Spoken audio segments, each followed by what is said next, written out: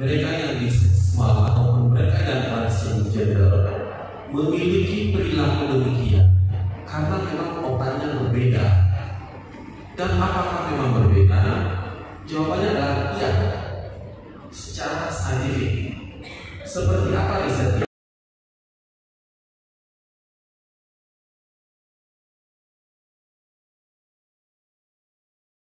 Dari hasil penelitian ini ditemukan demikian. Mereka yang laki-laki straight polanya sangat mirip dengan lesbi. Mereka yang laki-laki gay polanya sangat mirip dengan perempuan straight. Menjadi senang mereka. Kan dari hasil penelitian sudah terbukti bahwa para pelaku LGBT itu memang otaknya berbeda. Maka kalau kami berperilaku demikian, jangan salahkan kami dong. Itu katanya. Secara ilmiah tidak ada yang salah, tetapi perlu dipahami satu hal ini, bahwa yang namanya otak manusia itu selalu mengalami proses adaptasi. Pada penelitian ini, mereka yang gay adalah mereka yang gay sudah bertahun-tahun, dan perempuan lesbi yang ikut ke dalam penelitian itu sudah lesbi bertahun-tahun. Diberikan tontonan, diberikan simulasi, memberikan respon yang berbeda. Ini contohnya persis sama waktu saya jelaskan tentang bahasa verbal ataupun bahasa non-verbal. Tadi saya sudah sebut, lagi-lagi contoh dari lahir sampai masuk kuliah dan pacaran, bertanya kepada cewek-cewek berkata terserah, berkata tidak apa-apa. Perasaannya gimana? Biasa-biasa aja. Tapi mereka yang sudah terbiasa pacaran bertahun-tahun, mendengar cewek berkata terserah ataupun tidak apa-apa, responnya berbeda kok.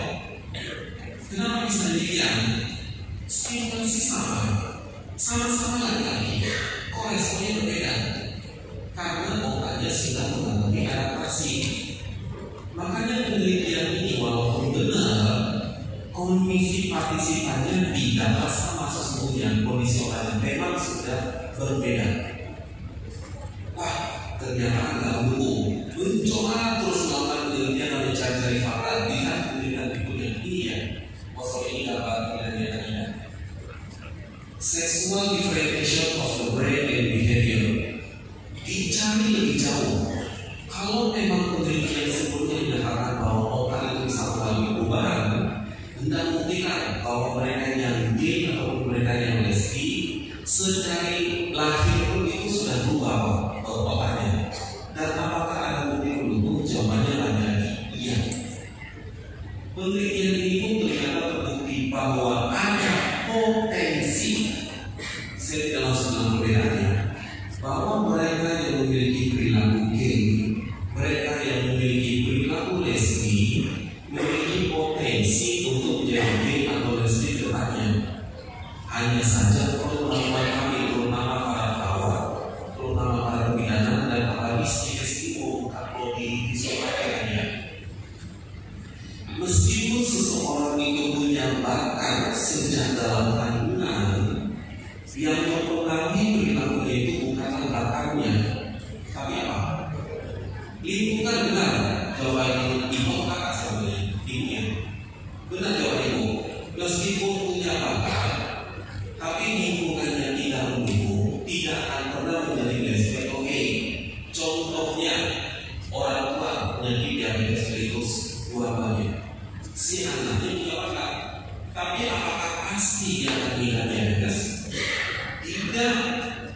Kalau pola hidupnya sehat, kalau tidak dibatasi, olahraga teratur, apakah akan mengidap diabetes nantinya? Tidak. Kedua, ibu bapaknya mengidap stroke, apakah anaknya pasti akan mengidap stroke? Bahkan iya, tetapi kepastian tidak ada. Kalau bisa menjaga pola hidupnya, sama halnya seperti ini, kasus-kasus terjadi. Meskipun punya potensi dari lahir, berdasarkan hasil penelitian oleh Profesor Swab, kalau lingkungannya tidak mendukung, yang tidak akan terjadi. Makanya sekitar 1 tahun yang lalu saya diminta mengisi pengajian di BP Muhammadiyah. Pembicara ada 3, Profesor Mahfud MD, Ketua Mahkamah Konstitusi, mantan Ketua Mahkamah Konstitusi, yang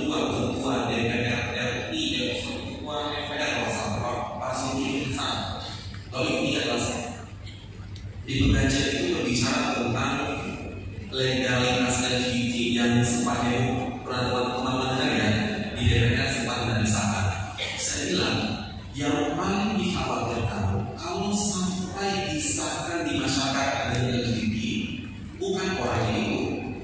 Yang saya khawatirkan adalah munculnya kondisi yang dinamakan sebagai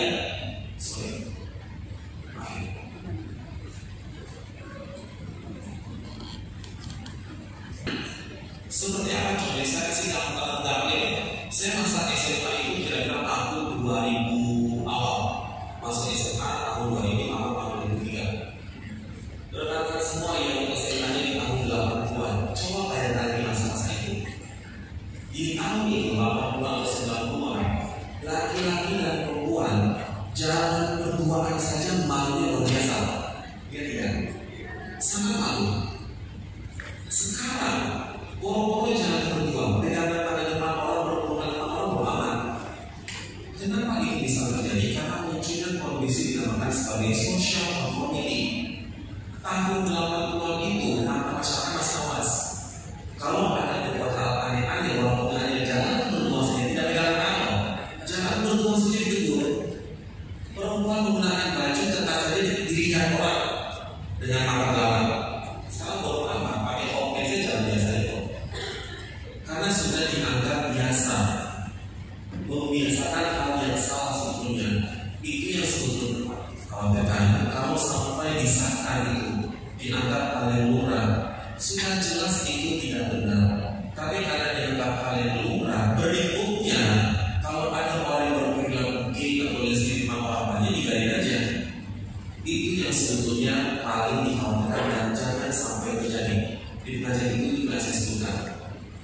Nah sekarang mengenai masalah perilaku yang akan berubah, ini saya jelaskan kepada teman-teman awal atau segala macamnya. Kenapa seseorang itu bisa mengalami perubahan? Lihat, kira-kira tahun 1900 sampai tahun 1990-an, orang-orang mengatakan bahwa yang namanya otak manusia itu hanya berkembang mulai dari lahir, golden period sampai 25 tahun, dan selalu berkembang sampai umur 20-an. Begitu mencapai umur 20-an, otak itu tidak bisa lagi berkembang, yang ada cuma mati. Ternyata salah. Yang namanya otak manusia itu sampai mati pun bisa selalu berkembang, bisa selalu beradaptasi, yang dinamakan sebagai neuroplasticity. Teman-teman bisa lihat, saya ada menunjukkan 4 gambar. Gambar paling kiri sampai paling kanan. Bedanya apa? Gambar paling kanan yang menghubungkan antara sel-sel semakin banyak. Kenapa ini bisa terjadi? Karena otak manusia mengalami adaptasi. Dan pertama ini saya perlu jelaskan, yang namanya lesbi, gay, bisexual, transgender, tadi saya sudah sebut. Meskipun ada bakat dari lahir, kalau lingkungannya tidak mendukung, tidak akan terjadi. Kenapa respon seseorang bisa berbeda? Karena adanya neuroplasticity ini bisa mengalami perubahan di otak manusia. Dan ilmu di perawatan dan penelitian fisioterapi dan juga pembinaan sedikit saya belajar sedikit terakhir sangat penting. Kalau di Jepang sana, orang yang mengalami stroke paling lama cuma dirawat 2 minggu di rumah sakit. Setelah itu disuruh pulang, harus fisioterapi. Ini karena fisioterapi lebih kaya. Kalau di Indonesia berbeda. Yang namanya kekuatan otak manusia, kemampuan perawatan masih penting. Maksimalnya kan tinggalnya 5. Mulai dari 1, 2, 3 sampai 5. Dalam kondisi normal ini 5. Seseorang yang mengalami perubahan kekuatannya bisa sampai 4 ataupun 3, bahkan 2. Ini tanya, kalau di Jepang sana kekuatannya sampai 3 atau 5, 2 minggu di Rasulullah, ngapain orang itu dipaksa bekerja si pasiennya? Oh nggak bisa angkat bahwa anak harus yang angkatannya. Kenapa itu perlu?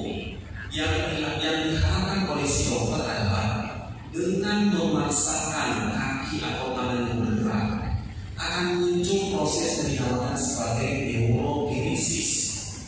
Muncul lagi sel-sel saraf yang baru. Mereka yang lumpuh memang tidak akan kembali ke 55, tapi di 54 masih sama. Kalau di Indonesia biasanya lumpuh sedikit rasanya, maunya biologinya atau dari Sandra. Ya, ini memang tidak akan bergerak.